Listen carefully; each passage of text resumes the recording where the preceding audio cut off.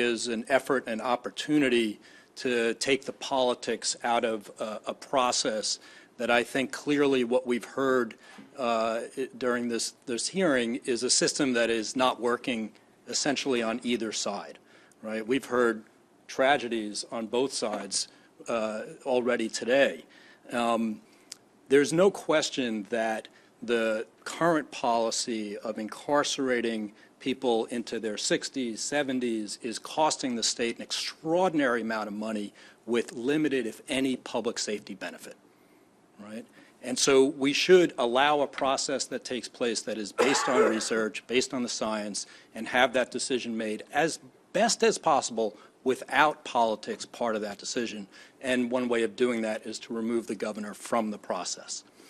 I will just say quickly, we've been looking at this issue at my organization, particularly at the Unger class, right? Because we have lots of research out there across the country, but right here in Maryland, we have our own real-life experiment of what's happened with a group of people who would have otherwise died in prison, right? And you've heard from them today. We've had the privilege of working with Stanley Mitchell as part of our team. He's gone out with our staff and interviewed the Ungers, right, to learn how we could do better in terms of reentry.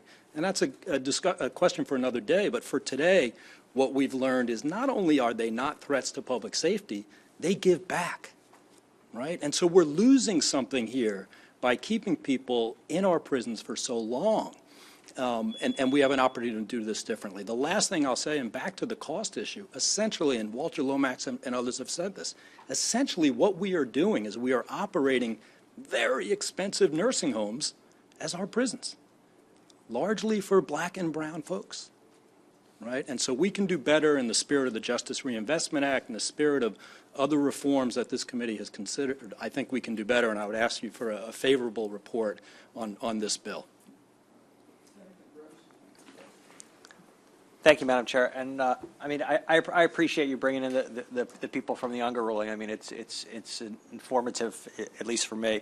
I want to go back to what I suggested and the chairman said. I mean, I think you're making a good.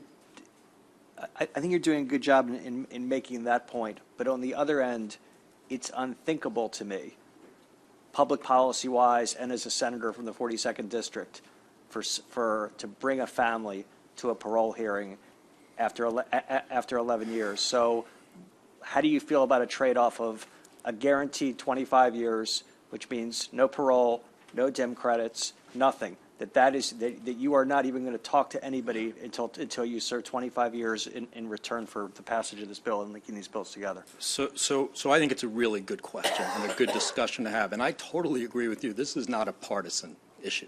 This has been on both sides of the aisle. No, it's not a partisan issue. Right. So I think that's definitely a discussion worth having.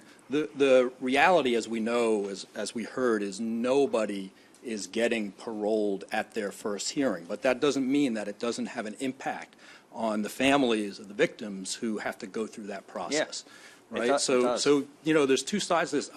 So I would love to talk with my colleagues and others, Walter Lomax and others, about whether that's something that can be discussed. But I would hope that there's a way that the needs of both groups that are involved in this situation, that this can be resolved in a better way. And I think we also have to remember that oftentimes, more often than not, the families of the victims in these cases come from the same communities as those who are involved in the offenses. Just remember one thing, we're not going to have a hearing on this. This will be a vote next week, and it'll be an amendment that may or may not be offered. So when you get everybody together, if you come to a consensus, if you could let myself and my colleagues know, I'm sure we'd be interested in your input, and you know, it's going to go a long way in what we decide. Thank you.